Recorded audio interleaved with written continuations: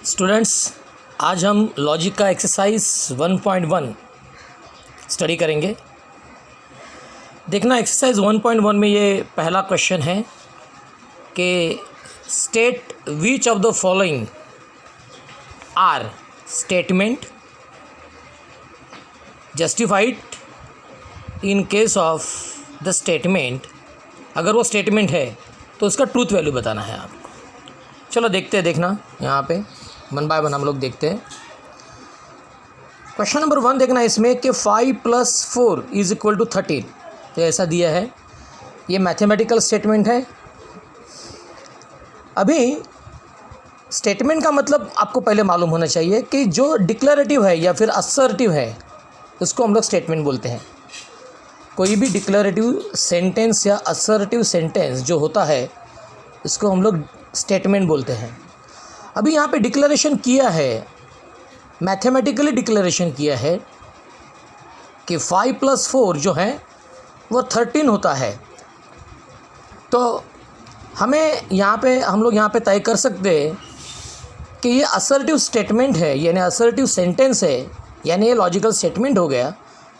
तो it is a logical statement. ये statement है, इसका आंसर मैं लिख रहा हूँ, स्टेटमेंट। अभी हमें ये देखना है कि ये सही है कि गलत है, यानी ट्रू है कि फॉल्स है। तो 5 + 4 जो होता है वो 13 होता है, सॉरी 9 होता है, यानी ये स्टेटमेंट का ट्रूथ वैल्यू क्या हो गया, फॉल्स हो गया। सो इट इज़ फॉल्स का मतलब है F। सो ट्रूथ वैल्यू मैं लिख रहा हूँ यहाँ पे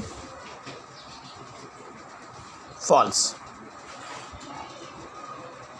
देखना यहाँ पे लिखा है मैंने फॉल्स। मेरा नेक्स्ट स्टेटमेंट जो है वो x, यानी नेक्स्ट सेंटेंस जो मुझे दिया है वो x - 3 = 14। अभी यहाँ पर x का वैल्यू डिफाइन नहीं किया है। अगर यहाँ पे x का वैल्यू डिफाइन करते तो ही ये स्टेटमेंट होता। जब भी मैथमेटिकल स्टेटमेंट ऐसा रहेगा जिसमें वेरिएबल रहेगा लेकिन वेरिएबल का वैल्यू डिफाइन नहीं किया रहेगा तो हम उसको स्टेटमेंट नहीं कह सकते, वो होता है सिंपल सेंटेंस। लेकिन ये एक सेंटेंस का टाइप है, हम लोग जिसे बोलते हैं ओपन सेंटेंस। ओपन सेंटेंस का मतलब है मैथमेटिकल सेंटेंस में अगर कोई मैथमेटिकल सेंटेंस है तो उसमें अगर वेरिएबल का वैल्यू नहीं दिया है तो उसको हम लोग बोलते हैं ओपन सेंटेंस। तो यहाँ पे x का वैल्यू डिफाइन नहीं किया है कि x का कौन सा वैल्यू इस सेंटेंस को सेटिस्फाई करेगा, इसलिए इस केस में ये स्टेटमेंट नहीं है, ये सिर्फ ओपन सेंटेंस है। So it is open sentence. देख लेना। तो हम लोग यहाँ पे लिखेंगे नॉट अ स्टेटमेंट। अभी जबकि ये स्टेटमेंट है ही नहीं तो इसका ट्रूथ वैल्यू डिफाइन करने का कोई सवाल नहीं आता है। इसके आगे जाएंगे हम लोग। Close the door. अभी ये जो क्लोज द डोर है ये सेंटेंस का एक टाइप है, जैसे कि ऑर्डर किया है, यानी इम्पेरेटिव सेंटेंस है ये। अभी जो भी सेंटेंस अदर दैन डिक्लेरेटिव या फिर असर्टिव सेंटेंस है वो कोई भी सेंटेंस लॉजिकल स्टेटमेंट नहीं होता है। तो इसमें कोई असर्शन या डिक्लेरेशन नहीं है, इसलिए ये sentence not a logical statement. तो मैं यहाँ पे लिख रहा हूँ not a logical statement. Not a logical statement. अब ये लॉजिकल स्टेटमेंट है ही नहीं, इसका मतलब इसका ट्रूथ वैल्यू डिफाइन करने का सवाल नहीं आता है।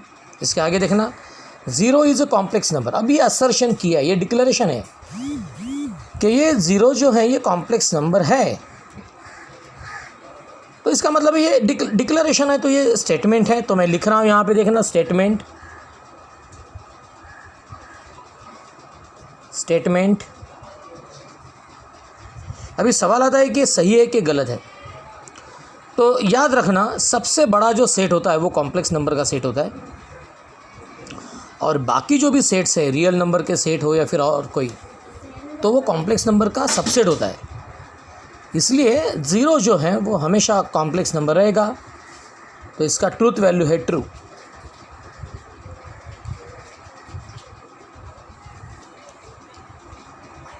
इसके आगे जा रहा हूँ, देखना, please get me breakfast. Now it is again the type of imperative sentence. Imperative में हम लोग 2 टाइप्स हो गए, एक तो हम लोग ऑर्डर करेंगे या तो रिक्वेस्ट करेंगे। तो ये रिक्वेस्ट किया है तो ये इम्परेटिव है, इसलिए लॉजिकल स्टेटमेंट नहीं है, तो हम लोग लिखेंगे यहाँ पे not a statement.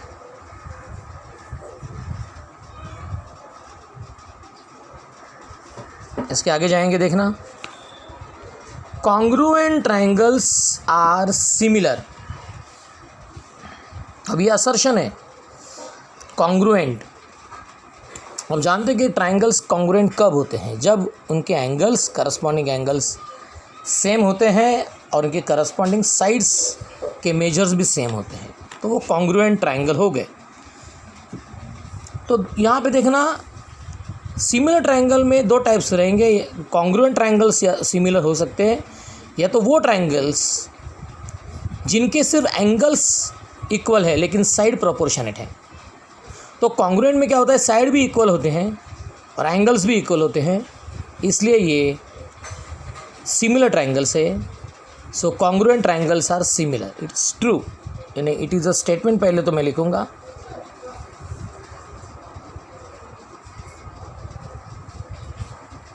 And truth value is true.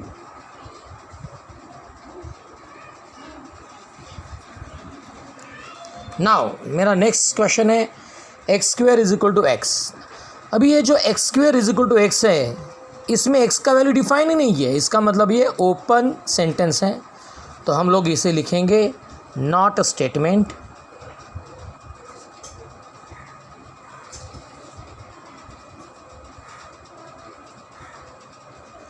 याद रखना, अगर x का वैल्यू डिफाइन किया है तो ही वो स्टेटमेंट है, otherwise it is a open sentence, it is not a statement. इसके बाद में जो है वो है क्वेश्चन नंबर 8 में, देखना, a quadratic equation can not have more than 2 roots.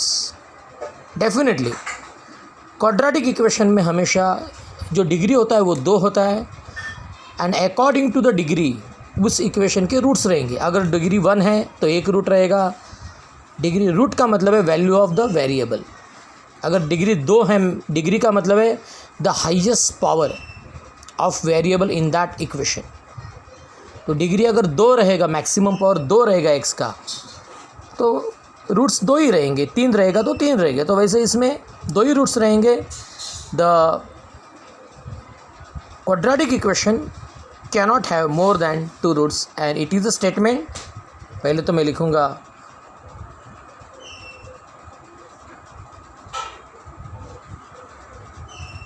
Truth value है इसका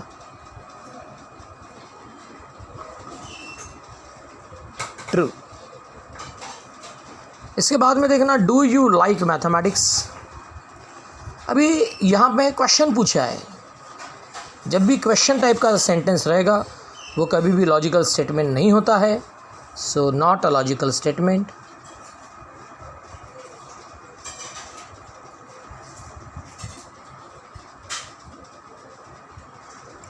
हर वो सेंटेंस जिसमें क्वेश्चन रहेगा वो भी कभी लॉजिकल स्टेटमेंट नहीं होता है। और एक टाइप का सेंटेंस जो आप जानते हैं, एक्सक्लेमेटरी, वो भी कभी लॉजिकल स्टेटमेंट नहीं होता है। आगे देखना, the sun sets in west. ये डिक्लेरेशन है, असर्शन है कि सन जो है वो वेस्ट में सेट होता है। अभी आप जानते हैं कि सन वेस्ट में ही सेट होता है और राइज जो है वो ईस्ट में होता है, तो ये लॉजिकल स्टेटमेंट है, असर्शन है, तो लॉजिकल स्टेटमेंट, या फिर हम लोग लिखेंगे स्टेटमेंट, और ट्रुथ वैल्यू है इसका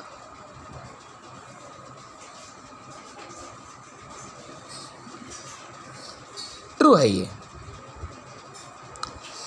इसके आगे वाला देखना please, all real numbers are whole numbers. अभी आप जानते हैं कि whole numbers starts with 0 and ends to infinity, यानी अगर आप दैट इज़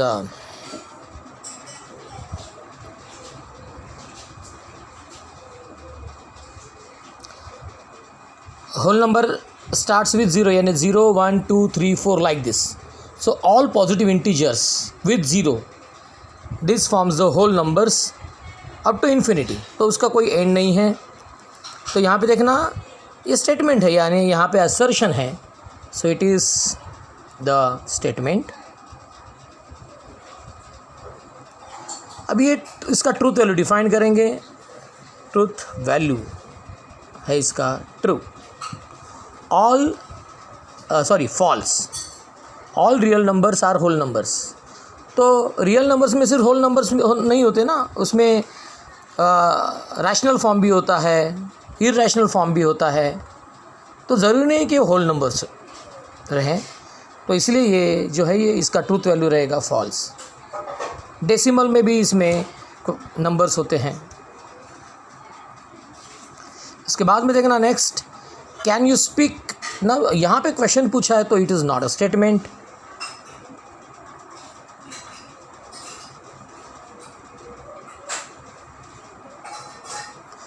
अभी ये देखना एक मैथमेटिकल सेंटेंस है, क्वाड्रेटिक फॉर्म है इसका.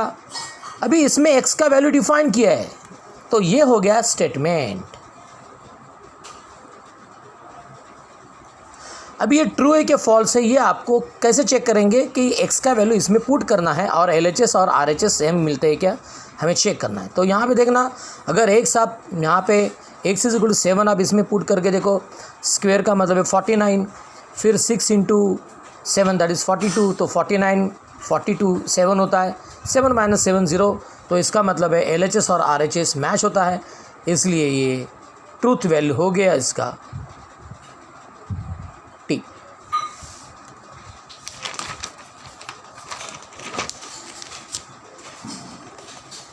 इसके बाद जो मेरे पास क्वेश्चन है वो है the sum of the cube root of unity is 0.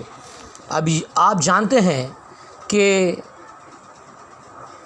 1 unity का मतलब है 1 के जो क्यूब रूट होते हैं, यूनिटी का मतलब होता है 1, और 1 के क्यूब रूट ये हैं 1, फिर -1 प्लस √3i अपॉन 2, फिर -1 माइनस √3i अपॉन 2. अगर आप इनका सम करेंगे तो देख लेना यहाँ पे क्या होगा. ये प्लस ये कैंसिल हो जाएगा. ये दोनों केस में मैं सिर्फ इन दोनों को ऐड कर रहा हूँ. अभी आगे 1 प्लस, अभी -1 होता है -2, और उसके डिवीजन में कितना है 2, तो 2 कैंसिल करो तो 1 - 1, तो आंसर इज़ 0. इसका मतलब है it is a statement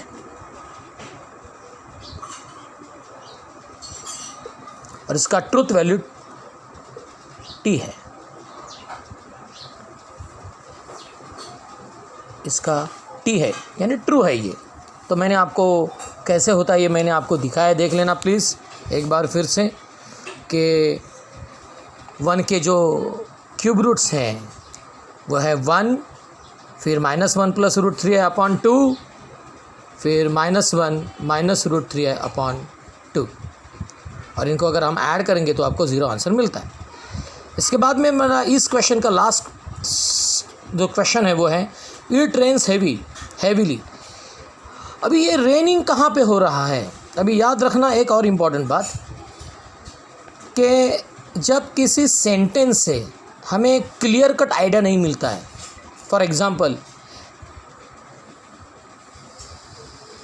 he is tall boy in this class. अगर एक कोई एग्जांपल मैं लेता हूँ, एक पर्टिकुलर क्लास है और मैं कहता हूँ कि he is tall boy in the और tallest boy in the class, तो ही यानी वो कौन. तो यहाँ पे प्रोनाउन का यहाँ पे मैंने इस्तेमाल किया है.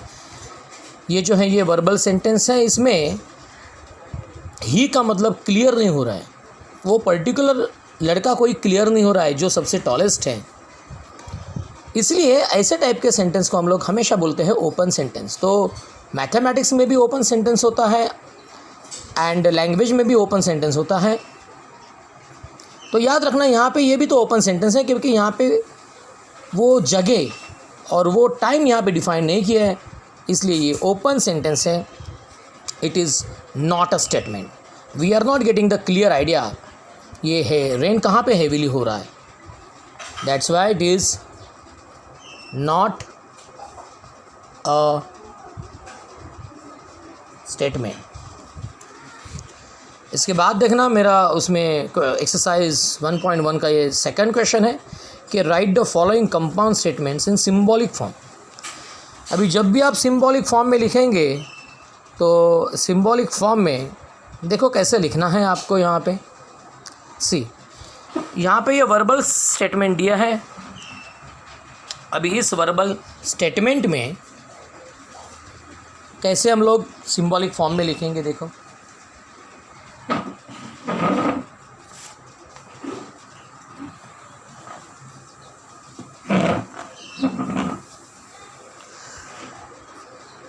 सी। अभी क्वेश्चन पहला क्या बोलता है कि Nagpur is in Maharashtra and Chennai is in Tamil Nadu. सबसे पहली बात कि आपको ये पहले मालूम होना चाहिए कि it is a general knowledge. तो ये पहले अब इसका आंसर आपको मालूम होना चाहिए। अगर आपको आंसर मालूम है तो ही आप इसका ट्रुथ वैल्यू यानी अच्छा यहाँ पे तो हमें ट्रुथ वैल्यू नहीं लिखना है, सिंबॉलिक फॉर्म में लिखना है। Okay, no problem. तो पहले हम लोग क्या करेंगे, सिंपल स्टेटमेंट जो है वो सेपरेट करेंगे। सिंपल स्टेटमेंट का मतलब है सिंगल स्टेटमेंट, जिनको यहाँ पे लॉजिकल कनेक्टिव ने कनेक्ट किया है। तो यहाँ पे लॉजिकल कनेक्टिव जो यूज़ किया है वो है एंड के पहले वाला जो है वो सिंगल स्टेटमेंट है और एंड के बाद वाला जो है वो सिंगल स्टेटमेंट है। तो आपको ये सिंगल स्टेटमेंट्स के लिए एक सिंबॉलिक लेटर्स लेने हैं। तो देखना नागपुर इज़ इन महाराष्ट्र, तो इसका सिंबॉलिक लेटर मैं ले रहा हूँ पी। तो देखना यहाँ पे, तो पी का मतलब है नागपुर इज़ इन महाराष्ट्र। और जो सेकंड है एंड के बाद वाला वो मैं लिख रहा हूँ चेन्नई इज़ इन तमिलनाडु।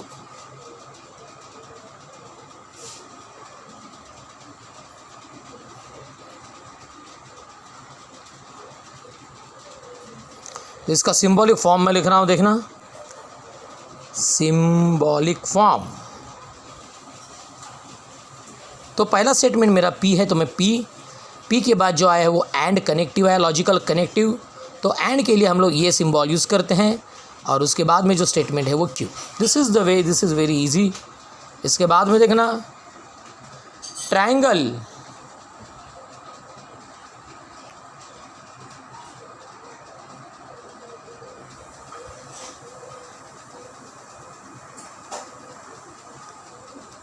तो देखना यहाँ पे ट्रायंगल इज़ इक्विलैटरल और आइसोसेलेस।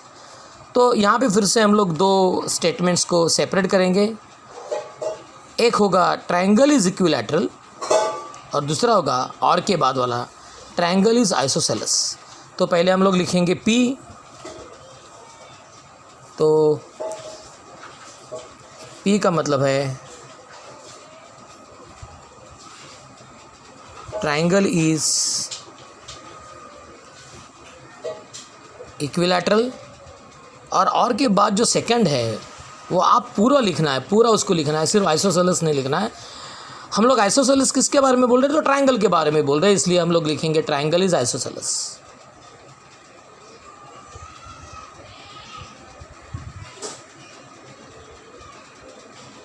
अभी इसका सिंबॉलिक फॉर्म बहुत आसान है। फॉर्म है इसका पी और है बीच में, और का मतलब ये सिंबल है क्यू। इसके बाद में जो मेरा नेक्स्ट है वो है the angle is right angle, the angle is right angle if and only if its measure is 90 degree. तो यहाँ पे बीच में जो कनेक्टिव आया है वो इफ़ एंड ओनली इफ़ है। अभी आप जान चुके रहेंगे। तो कनेक्टिव के ये बाजू में यानी लेफ्ट हैंड साइड में और राइट हैंड साइड में दो अलग अलग सिंगल स्टेटमेंट्स रहेंगे, वो आपको लिखना है। तो मैं P यहाँ पे लिख रहा हूँ, the angle is a right angle.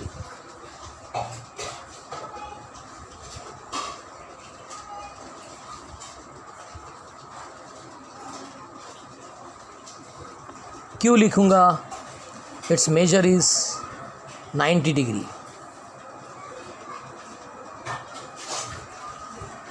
या फिर measure of angle is 90 degree.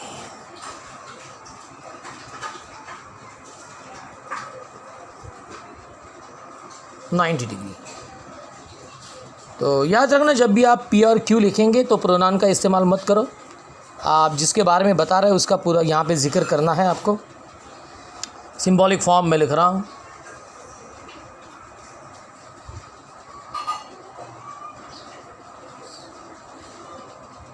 Symbolic form जो है वो है P, if and only if का मतलब है double arrow. Thank you. If and only if का मतलब डबल एरो आएगा सिंबल में, और इफ़ देन का मतलब है सिंगल एरो। इसके बाद में देखना फिर से एक बार,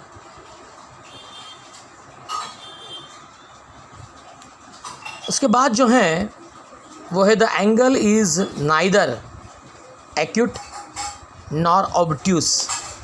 अभी ये जो है ये नाइदर नॉर वाला स्टेटमेंट है, तो नाइदर नॉर में देखना कैसे रहेगा यहाँ पे। देखना यहाँ पे नाइदर नॉर का मतलब है उसमें दोनों भी स्टेटमेंट में नॉट है, दोनों भी। नाइदर नॉर का मतलब है ये भी नहीं और वो भी नहीं है। तो इसके हम लोग पहले स्टेटमेंट, सिंगल स्टेटमेंट सेपरेट करेंगे। जैसे कि देखना, the angle is neither acute का मतलब आपको यहाँ पे अगर P लिखना है तो नाइदर का मतलब है नॉट, नॉट निकाल के लिखना है। तो हम लोग लिखेंगे the angle is acute.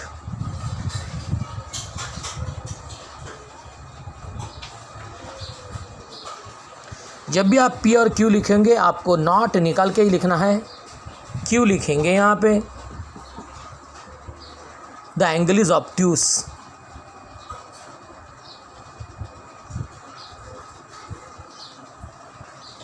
Obtuse. तो मैंने P और Q लिखा। आप समझ रहे हैं कि मैंने क्या बोला आपको। जब भी आप P और Q डिफाइन करेंगे आपको नॉट अगर है उसमें तो नॉट निकाल के ही लिखना है। अभी इसका सिंबॉलिक फॉर्म में लिखने जा रहा हूँ। सिंबॉलिक फॉर्म है इसका भी। तो पहला स्टेटमेंट मेरा P है, लेकिन उसमें नॉट लगाया क्योंकि उसमें नाइदर है, तो हम लोग P को नॉट लगाएंगे यानी निगेशन लगाएंगे। अच्छा, इसका मतलब क्या है, the angle is neither acute, यानी एंगल एक्यूट भी नहीं है एंड। नाइदर नॉर में हमेशा एंड आता है, तो एंड आएगा। और दूसरा क्या बोलता है कि एंगल ऑब्ट्यूज भी नहीं है, यानी निगेशन क्यू। तो this is what the answer of this. मैं फिर से एक बार बता रहा हूँ कि ये जो स्टेटमेंट आपको दिया है इसमें दोनों भी स्टेटमेंट्स में नॉट है। The angle is neither acute का मतलब है the angle is not acute. Neither nor में कॉग्निटिव हमेशा एंड आता है। और क्या बोला है कि and the angle is not obtuse. तो इसका आपको जब P और Q लिखेंगे तो नॉट निकाल के लिखना है, और फिर जब मैं सिंबॉलिक फॉर्म लिखूँगा तो निगेशन अप्लाई करके आपको लिखना है। नाइदर का मतलब है निगेशन, नॉर का मतलब है निगेशन। इसके बाद में आगे देखना, मेरा नेक्स्ट स्टेटमेंट है in triangle ABC, in triangle ABC right angle is at B। In triangle if triangle ABC is right angle at B, यानी अगर ट्रायंगल ABC ये B पे राइट एंगल हुआ है तो मेजर एंगल A और measure angle C का अगर आप एडिशन करोगे तो वो 90 होता है। वेरी ट्रू कि अगर राइट एंगल ट्रायंगल है तो उसमें जो राइट एंगल है वो छोड़ के बाकी के जो दो बचे हुए एंगल्स हैं उनका एडिशन हमेशा 90 होता है। तो अच्छा, यहाँ पे हमको सिंबॉलिक फॉर्म लिखना है। तो सिंबॉलिक फॉर्म में आपको क्या करना है, यहाँ पे देखना, इफ़ देन ये कनेक्टिव आया है तो आपको देन से पहले वाला जो है वो लिखना है P, और देन के बाद में जो है वो लिखना है Q। तो देखो P का मतलब मैं लिख रहा हूँ, triangle ABC is right angled at B, और क्यों मैं लिखूँगा कि in triangle A B C measure angle A plus measure angle C is equal to 90, और इसका सिंबॉलिक फॉर्म में लिखूँगा इफ देन है तो P सिंगल एरो Q, क्योंकि इफ देन के लिए हम लोग हमेशा सिंगल एरो यूज़ करते हैं। तो देखना मैंने सिंगल एरो लिखा है। उसके बाद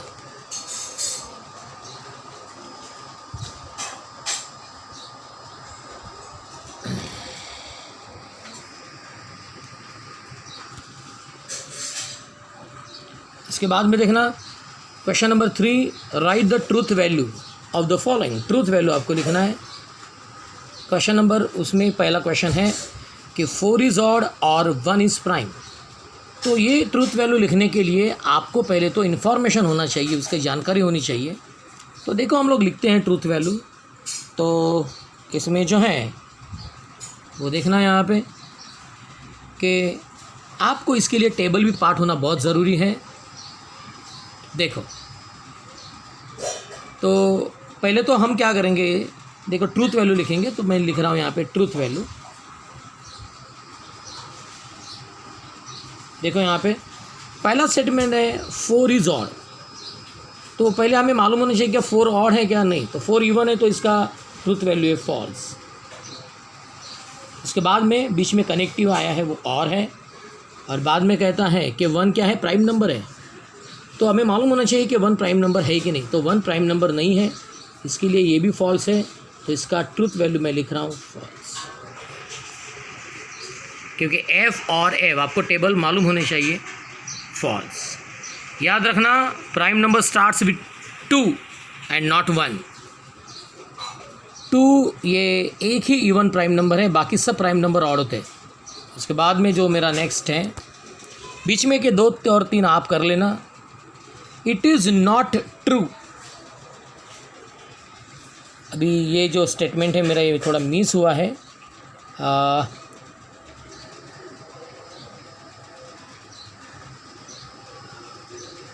क्या था ये, हाँ, it is not true that 3 minus 4i, like this is like the statement is a real number, ये ऐसा है। तो आप ज़रा देखें यहाँ पे सिर्फ एक ही स्टेटमेंट है कि 3 minus 4i is a real number. कि ये ट्रू है क्या, ये फॉल्स है। 3 minus 4i is a real number. हम लोग पहले नॉट का विचार नहीं करेंगे, वी विल निगलेक्ट नॉट। पहले हम लोग सिर्फ इतना देखेंगे कि 3 minus 4i is a real number. क्या रियल नंबर है क्या? तो ये रियल नंबर नहीं। ये कौन सा नंबर है? कॉम्प्लेक्स नंबर है। तो ये ट्रू नहीं है, यानी 3 minus 4i is a real number, ये ट्रू नहीं है। तो ये क्या है? फॉल्स है। तो it is not true that के यानी नॉट ट्रू, ये यानी ये फॉल्स है। तो इसका ट्रूथ वैल्यू क्या हो गया? ट्रू हो गया।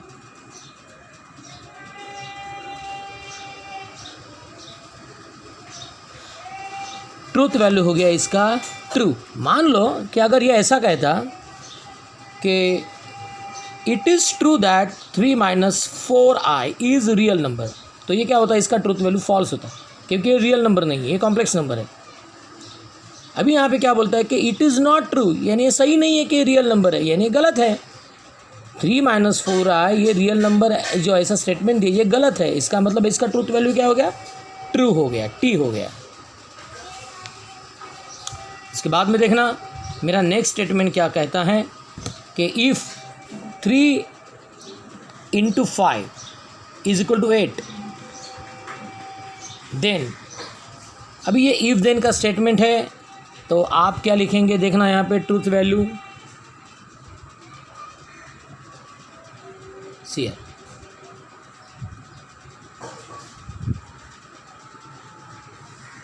पहला 3 into 5 इनका मल्टीप्लिकेशन 8 होता है क्या? नहीं, 15 होता है, तो ये फॉल्स है।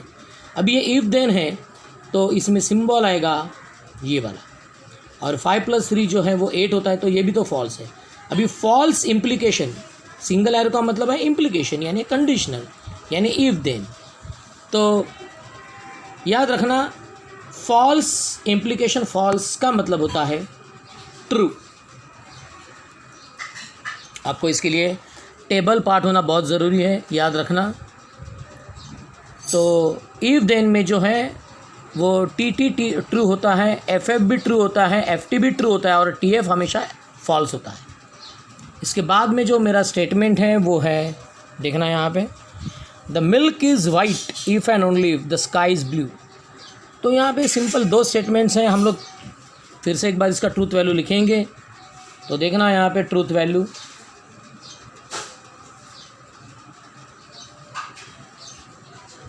क्या ट्रूथ वैल्यू है, देखो यहाँ पे मिल्क इज़ वाइट।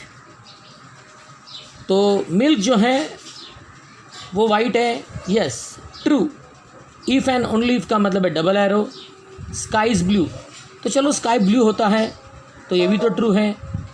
अभी इसका कंपाउंड का हम लोग ट्रूथ वैल्यू लिखेंगे। अभी डबल इम्प्लीकेशन में, डबल एरो का मतलब है डबल इम्प्लीकेशन, उसका टेबल हम जानते हैं कि टी डबल इम्प्लीकेशन टी का भी मतलब हमेशा टी होता है। डबल इम्प्लीकेशन में एफ डबल इम्प्लीकेशन एफ का मतलब टी होता है, लेकिन टी एफ होता है और एफ टी भी एफ होता है। तो ये टेबल आपको मालूम होना चाहिए इसके लिए। सो ये तरीका है ट्रूथ वैल्यूज़ लिखने का। तो मैंने ये भी क्वेश्चन आपका सॉल्व किया है। आगे देखिए,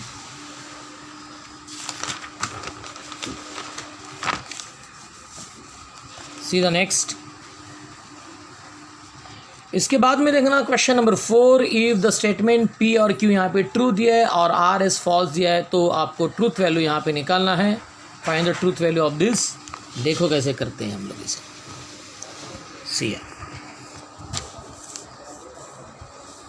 देखना, अभी इसमें हम लोग ट्रूथ वैल्यू लिखेंगे।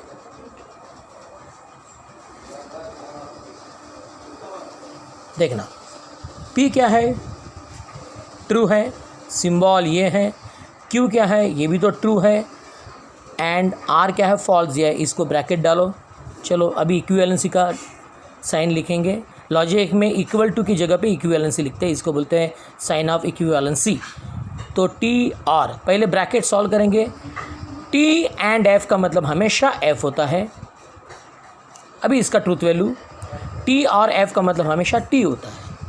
आपको टेबल मालूम होना चाहिए। यहाँ पे भी आना, यहाँ पे भी देखो ट्रूथ वैल्यू में शॉर्ट फॉर्म में लिख रहा हूँ। पी ट्रू दिया है, सिंगल इम्प्लीकेशन। क्यू भी ट्रू दिया है, ब्रैकेट डाल रहा हूँ। और आर फॉल्स दिया है, सिंगल इम्प्लीकेशन। एस फॉल्स दिया है। अब यहाँ पे देख लेना please, true single implication true का मतलब ट्रू होता है। एफ सिंगल इम्प्लीकेशन एफ का भी मतलब ट्रू होता है। और आप जानते हैं कि ट्रू और ट्रू भी हमेशा ट्रू होता है। इसके बाद में देखना नेक्स्ट के ट्रूथ वैल्यू, क्यू ट्रू दिया है, आर फॉल्स दिया है, और पी ट्रू दिया है, उसका निगेशन है, एंड ये फॉल्स दिया है। चलो उसके बाद में देखना टी एंड एफ का मतलब है एफ, निगेशन टी का मतलब होता है एफ एंड एफ। उसके आगे देखना एफ और एफ एंड एफ का मतलब होता है एफ, और ये जो होता है इसका रिजल्ट होता है एफ।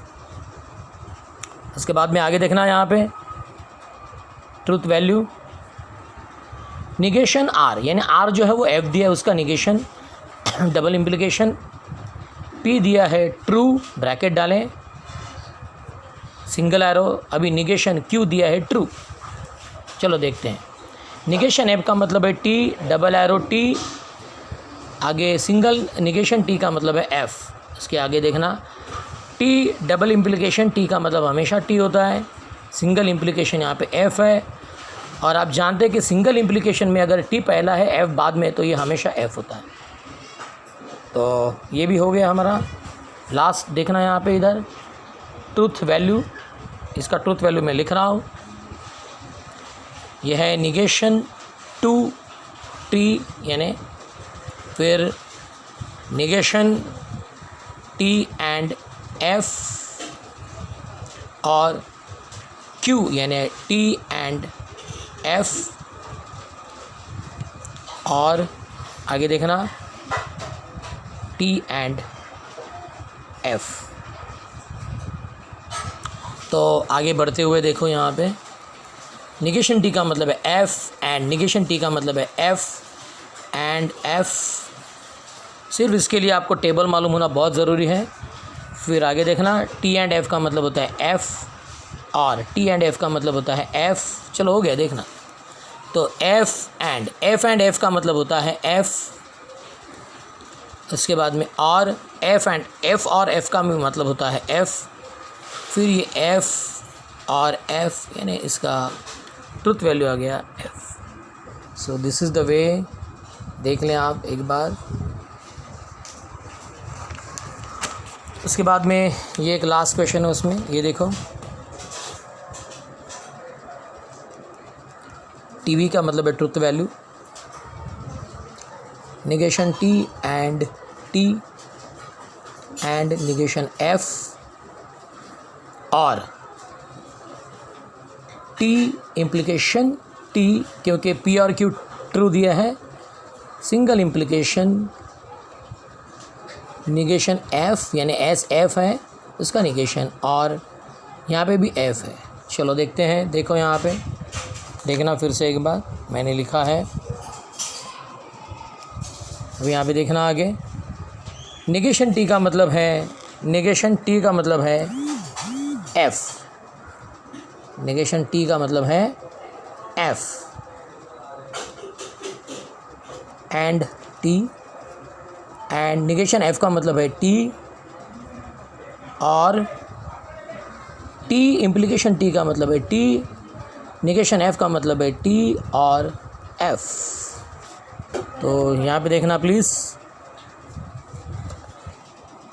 देखो यहाँ पे अभी इसके नीचे आ रहा हूँ, देखना एफ एंड टी का मतलब होता है एफ एंड आगे है टी, इसके बाद में और, उसके बाद में टी सिंगल इम्प्लीकेशन टी और एफ का मतलब होता है टी, और इसके बाद में देखना आगे टी एफ एंड टी का मतलब होता है एफ, और टी सिंगल इम्प्लीकेशन टी का मतलब होता है टी, और फिर इसका देखना एफ और टी का मतलब होता है टी। तो इस तरीके से हम लोग इसको सॉल्व करेंगे। देखो यहाँ पे प्लीज़, ये तरीका है इसका। अभी ये जो लास्ट क्वेश्चन है कि राइट द निगेशन, निगेशन लिखने का मतलब है एकदम सिंपल है, स्टेटमेंट में अगर नॉट नहीं है तो नॉट डालने का, और अगर नॉट है तो नॉट निकालने का। चलो देख लेना यहाँ पे, मेरा पहला स्टेटमेंट है निगेशन, इसका मैं लिख रहा हूँ। तिरुपति इज़ इन आंध्र प्रदेश, इसका निगेशन आएगा Tirupati is not in Andhra Pradesh. मैंने कहा कि निगेशन के लिए अगर नॉट है, नहीं है तो नॉट डालने का, और नॉट है तो नॉट निकालने का। तो आप जानते हैं कि यहाँ पे इसका निगेशन देखो क्या होगा, क्या है कि 3 is not root of quadratic equation. ये इक्वेशन यहाँ पे ये इक्वेशन दिया है, 3 is not root of quadratic equation. तो इसका निगेशन कैसे आएगा कि 3 is a root of the equation, जो भी है आगे वो आपको लिखना है, x² + 3x - 18 = 0। लास्ट है यहाँ पे कि 7 + 3 > 5। तो इसका निगेशन देखना कैसे लिखेंगे, जब भी इनइक्वालिटी आएगा यानी ग्रेटर दैन लेस दैन, तो इसमें निगेशन लिखते वक्त क्या करने का, LHS RHS वैसे ही लिखने का, सिर्फ इसका सिंबल रिवर्स करने का यानी चेंज करने का। ग्रेटर दैन है तो लेस दैन लिखने का, लेकिन इसमें 3 सिम्बल्स हमेशा कंसिडर करते हैं, ग्रेटर दैन, लेस दैन और इक्वल टू। अभी इसमें सिर्फ ग्रेटर दैन है, जो स्टेटमेंट दिया है उसमें ग्रेटर दैन है, तो कौन से 2 नहीं है, लेस दैन और इक्वल टू नहीं है, तो लेस दैन और इक्वल टू डालने का, यानी जो नहीं है वो इंट्रोड्यूस करने का और जो है उसको निकालने का। This is the way to write down the negation. तो ये मैंने ये भी पार्ट आपका पूरा सॉल्व करके दिया है। एक आध दूसरा क्वेश्चन जो मैंने नहीं दिया लिखा है वो आप सॉल्व करना, आप पे मैंने छोड़ा है वो। तो this is the way that I have completed the exercise 1।